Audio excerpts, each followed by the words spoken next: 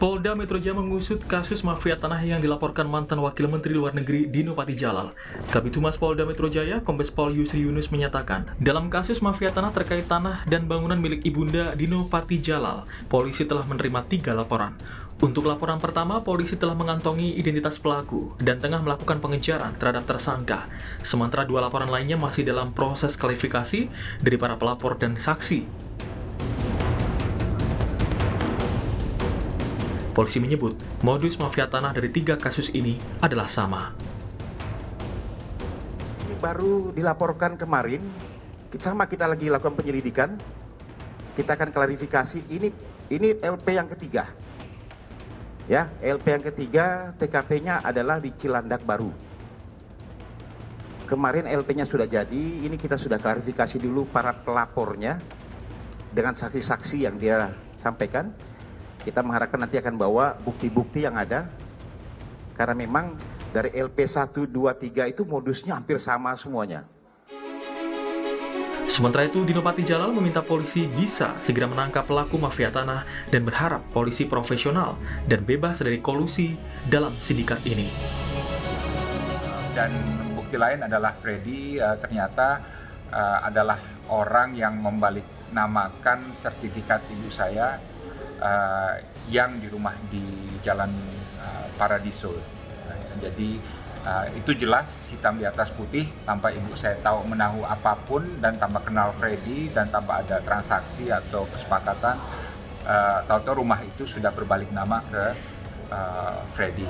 Dan juga ada rumah lain di mana digarap juga oleh Freddy dan ada bukti transfer bank uang yang dikirim ke dia sebagai tukang tadah dari hasil penggadaian sertifikat terhadap rumah itu. Menurut Erwin Kalo, Lembaga Advokasi Konsumen Properti Indonesia, sejumlah ragam cara modus mafia tanah yang perlu diwaspadai. Di antaranya, pelaku bisa memasukkan belangko sertifikat tanah atau mencuri belangko yang asli. Pelaku bisa saja bekerja sama dengan oknum BPN. Pelaku memasukkan warkah atau girik untuk membuat sertifikat palsu dan menggugat pemilik asli. Pelaku membuat surat kuasa palsu seolah-olah sudah ditandatangani pemilik asli sertifikat. Pelaku melengkapi dokumen lain KTP hingga KK korban palsu. Aksi ini terjadi jika notaris dan petugas BPN tidak memperhatikan data secara detail. Tanah dan rumah menjadi aset yang cukup penting, waspada dan hati-hati dalam mengurus dan mengamankan properti agar tidak menjadi korban kejahatan mafia tanah yang sering beraksi.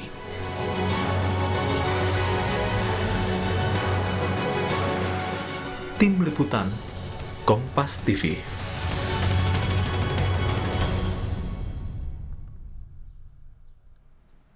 Kasus mafia tanah yang menimpa ibunda mantan Wakil Menteri Luar Negeri Dino Patijalal harus menjadi perhatian publik karena selain merugikan, juga menjadi kekhawatiran masyarakat yang awam mengenai sistem agraria, saudara.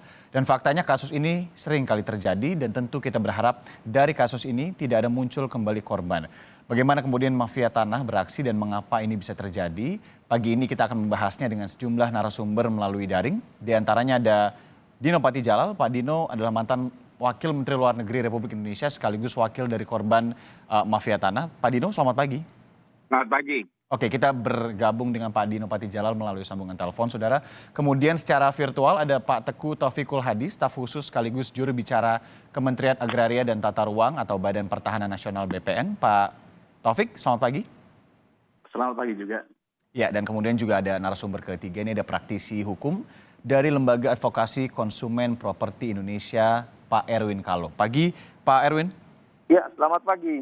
Oke, Pak, Bapak-Bapak kita mendengarkan dulu bagaimana kemudian kronologi singkat yang bisa diceritakan Pak Dino. Dan Pak Dino, mungkin kapan akhirnya ini bisa dinotis bahwa ini ada sesuatu nggak benar di sini nih? Saya mulai notis ketika mulai melakukan pengecekan ke BPN karena ada kecurigaan tertentu. Dan ternyata memang benar informasi dari BPN telah beralih nama dan juga kalau yang kasus-kasus sebelumnya jelas karena ada komplotan yang pura-pura membeli tapi kemudian intinya adalah mencoba mencuri sertifikat. Oke, berarti Tapi pada akhirnya Anda Oke, maaf saya potong Pak Dino. Berarti akhirnya Masuk Ibunda tadi, Pak. menghubungi Anda untuk mengecek apakah sertifikat tanahnya ini benar, begitu ke BPN. Akhirnya disitulah ya terlihat bahwa ini sudah ganti nama padahal tidak ada transaksi apapun gitu ya. Benar.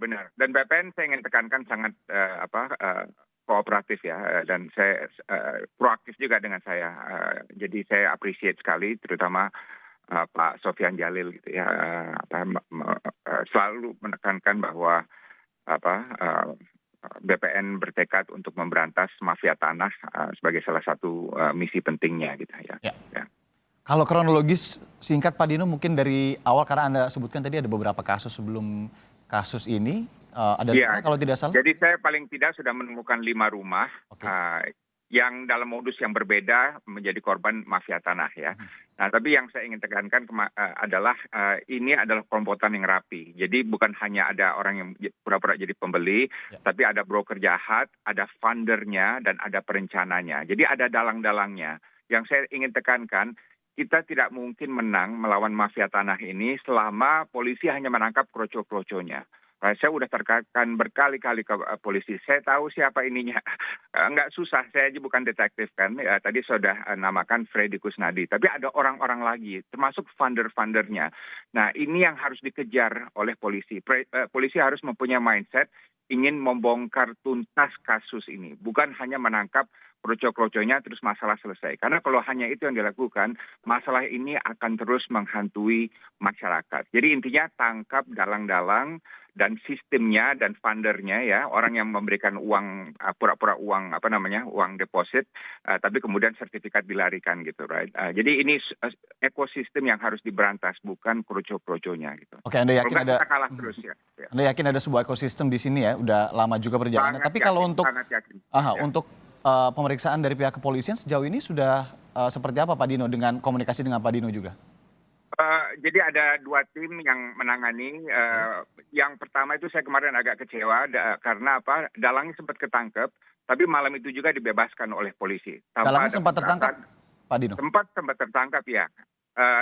Tapi dibebaskan dan saya tidak pernah diberitahu mengenai hal itu. Dan dibebaskan malam itu juga gitu. Ya kan ini nggak benar, right? Nah ini makanya saya sangat aktif menyuarakan bahwa dalang ekosistem ya, funder harus ditangkap dan harus agresif untuk membongkar kelompok ini. Karena kelompok ini sangat lihai, Mas. Mereka tahu cara-cara cara-cara berkelit ya, dan lain sebagainya. Saya nggak pernah ketemu dengan orang-orang yang di luar kroco ya. Jadi orang-orang seperti Freddy dan ada teman-temannya lain yang saya tahu namanya, hasil penyelidikan pribadi ya, itu nggak pernah nongol gitu. Okay. Nah sekarang mereka yang tetap tertawa-tawa dan kabur, nggak kena nggak kena jeratan hukum. Jadi itu akan menjadi suatu keadilan yang ketidakadilan yang sangat luar biasa. Oke, nanti kita lanjut lagi terkait dengan yang tadi Anda sebutkan itu, salah satunya adalah Freddy tadi yang Anda yakini sebagai dalang. Tapi saya mau ke Pak Taufik dulu. Pak Taufik, bagaimana kemudian sebenarnya proses kerja Badan Pertanahan Nasional ya untuk bisa mengeluarkan sertifikat tanah ini, termasuk proses balik nama. Verifikasinya sedalam apa sebenarnya? Ya, jadi harus dipahami begini. Ada kantor ya yang sangat overload. Ada kantor yang sedikit sekali kegiatannya. Karena misalnya kita sebut saja kantor-kantor di luar Jawa, misalnya di daerah Kalimantan, di kabupaten tertentu.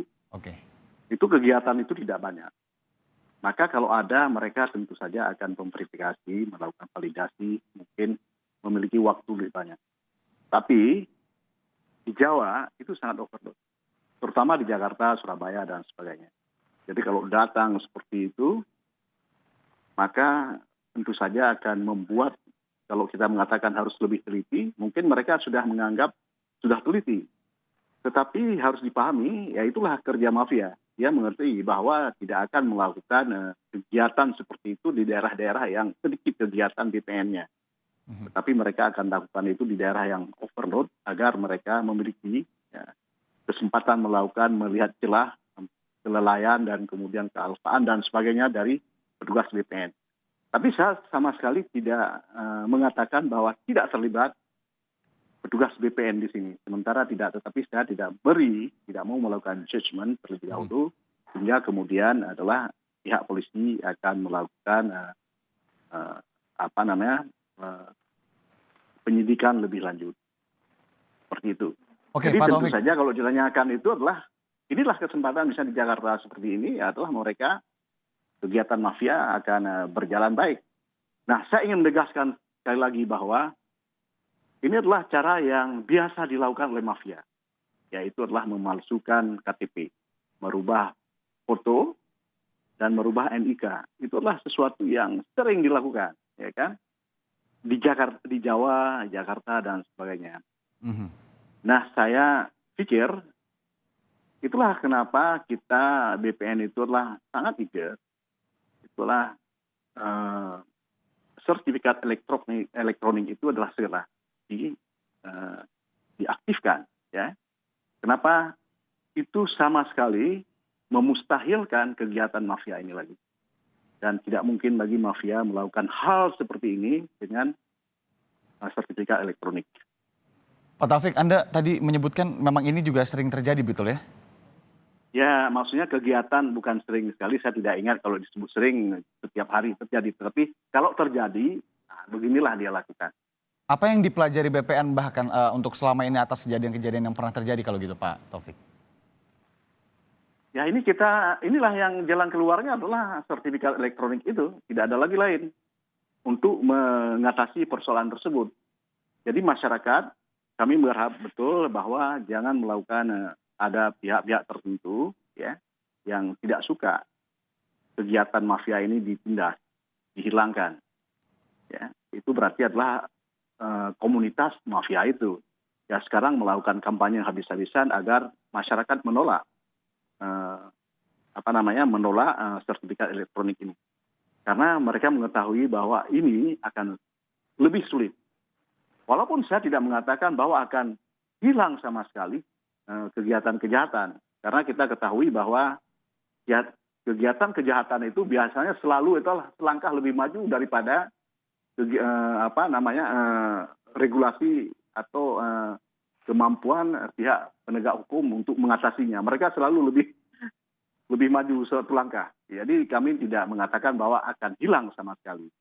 Tetapi ini akan berkali-kali lebih aman dibandingkan dengan sertifikat analog sekarang. Oke, ini terkait dengan sertifikat elektronik ya untuk sertifikat tanah tadi. Tapi kita belum ke situ. Pak Taufik, begini, ini memang sedang ditangani oleh kepolisian. Pak Dino juga menyatakan sudah bertemu dengan Pak Sofyan Djalil. Tapi sejauh ini koordinasi dari Kementerian ATR atau BPN sendiri dengan kepolisian seperti apa? Oh, menurut saya bagus ya. Kami memiliki ada MOU dengan kepolisian, dengan kejaksaan, dengan Mahkamah Agung. Dan kesemua lembaga-lembaga tersebut memiliki komitmen yang sama dengan Kementerian Agraria untuk memberantas korupsi. Tetapi bukan berarti di luar daripada itu akan di luar daripada yang dipahami itu akan tidak ada terjadi apa-apa. Tetap terjadi. Misalnya saya ingin sampaikan bagaimana sebuah lahan tanah itu milik sebuah BUMN, saya tidak sebutkan namanya, itu jatuh ke tangan kepada tangan seseorang itulah melalui praktek-praktek mafia. Misalnya begini, tanah tersebut sudah jelas itulah milik sebuah BUMN. Kemudian seseorang datang mengatakan bahwa dia memiliki jirik terhadap lahan tersebut. Lantas lahan tersebut ini adalah sangat asli. Bagaimana mengetahui asli? Ada pengakuan dari kepala desa atau lurah setempat. Setelah itu, jirik tersebut dibawa ke pengadilan. Di pengadilan, itu adalah dimenangkan. Dan itu sudah di bawah pengawasan dari Kejaksaan Agung secara sangat ketat. Tetapi lolos juga. Ya ini kita pahami. Anda ingin menyebutkan bahwa ada berbagai modus dalam penipuan tanah ini begitu ya, Pak Taufik ya. Saya mau ke Pak Erwin dulu. Pak Erwin, tadi juga sempat ngobrol sedikit, memang modus-modus mafia tanah ini ada berbagai modus begitu. Mungkin Anda bisa jelaskan kalau modus yang memang menimpa Ibunda Pak Dino ini lebih ke seperti apa? Jadi ya terima kasih. Jadi begini, pertama penyebab kenapa terjadi sering sengketa tanah, mafia tanah ya. Pertama ini adalah konsekuensi dari sistem pendaftaran tanah kita yang bersifat formalistik. Ya, bersifat formalistik. Itu sistem pendaftaran tanah kita. Artinya apa? Artinya ya PPAT atau notaris dan BPN dia tidak dalam melaksanakan tugasnya misalnya balik nama dan sebagainya, itu dia tidak bertanggung jawab terhadap kebenaran material. Oke. Dia hanya bertanggung jawab kebenaran formil, yaitu apa? Kelengkapan berkas. Oke. Ya, kelengkapan berkasnya cukup, dia proses. Dan kita tidak bisa tuntut dia untuk bertanggung jawab apakah si A yang benar. Ya, karena begini, di dalam suatu kepemilikan tanah itu unsurnya kan ada 3. Ada kepastian subjek, orang yang benar, kepastian objek, dan alas hak. Nah, di sini yang dipalsukan kan adalah subjeknya. Ya, subjeknya. Saya beberapa tahun yang lalu sudah pernah mengusulkan bagaimana kalau sertifikat itu dikasih foto. Seperti di paspor, ditambah lembarannya foto. Ya, sehingga tidak, paling tidak meminimalisir lah ya. Jadi dengan sistem pendaftaran tanah kita yang bersifat formalitis, hanya kelengkapan berkas, itu berarti dengan mudah mafia itu bermain. Itu pertama. Yang kedua, apa yang dialami oleh keluarga Pak Dino ini hanya salah satu modus yang klasik, ya, yang klasik, ya, palsu tanda tangan, palsu KTP, ini klasik dan itu banyak. Ini karena Pak Dino aja jadi di blow up. Jadi kita harus apresiasi juga dengan Pak Dino sehingga kasus ini menjadi awareness BPN juga, ya. Ada juga yang pemalsuannya bukan subjeknya tapi objeknya yang dipalsukan. Artinya sertifikat Bapak tidak disentuh sama sekali, tapi tiba-tiba muncul sertifikat lain yang menunjuk tanah Bapak atau rumah Bapak. Itu ada lagi, ya. Lalu ada lagi masalah alas hak. Kita beli, ada yang mengaku waris. Jadi modus-modus begini sudah klasik dan banyak sekali, ya. Ini salah satu contoh nah, kembali lagi ya, kalau Pak Dino kita apresiasi karena dia menuntut sampai tuntas masalah ini dengan laporan polisi. Karena banyak juga, ya. Coba Anda bayangkan ya, kalau bukan Pak Dino, di daerah lain ya, harga rumah misalnya cuma berapa, 100 juta, 200 juta, ya. Terus terjadi beginian, nah, apa dia mau lapor polisi, ya. Nah ini kan juga tetap cost, ya, apakah worth it apa tidak. Nah, yang poin yang berikut adalah bahwa kalau misalnya terjadi untuk menghindari seperti ini, ya, katanya Pak Dino tadi pakai broker. Nah, broker, sekedar informasi, broker sekarang itu sudah sertifikasi. Untuk menjadi dokter itu ada izinnya dan ada sertifikasinya. Yang kedua, kita harus tahu siapa pembelinya. Ya, pembelinya siapa. Ya, yang ketiga, kita tidak perlu kasih dokumennya atau fotokopi. Cuma dia catat aja luasnya berapa, harganya berapa, cukup itu. Kecuali kita di depan notaris. Ya, di depan notaris, nah notarisnya kan tidak mungkin dia menggadaikan profesinya, izinnya bisa dicabut kalau kita sudah titip sama dia lantas hilang atau bagaimana, ya kan? Nah, karena masalah pertanahan ini seperti teman-teman kita di BPN ya, selain Pak Taufik bilang overload apa semua itu satu hal, tetapi yang prinsip adalah memang di dalam mafia tanah itu dia well organized, ya, ada penyandang dananya.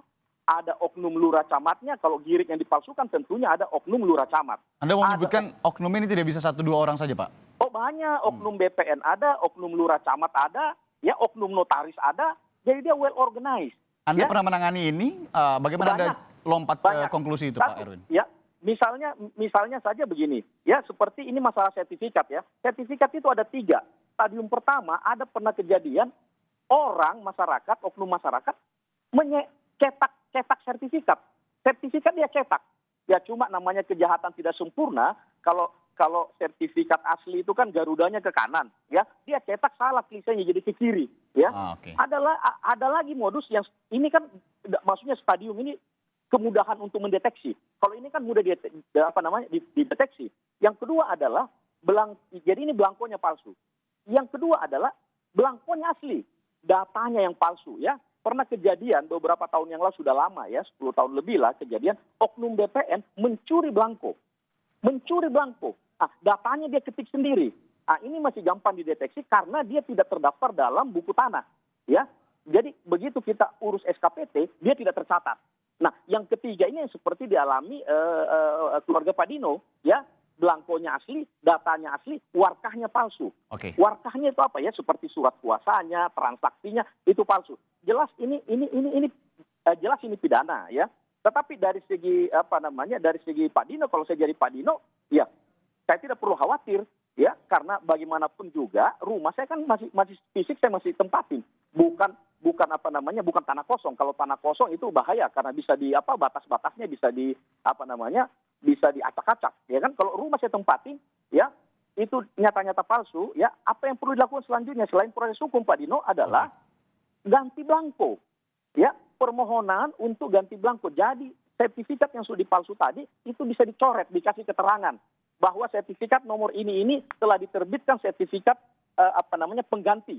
Ya, yang ya seperti sertifikat hilang. Ya, kita ganti belangko, urus sertifikat baru, ini dicoret di dalam buku tanah. Oke, bahwa Pak Erwin. sertifikat ya.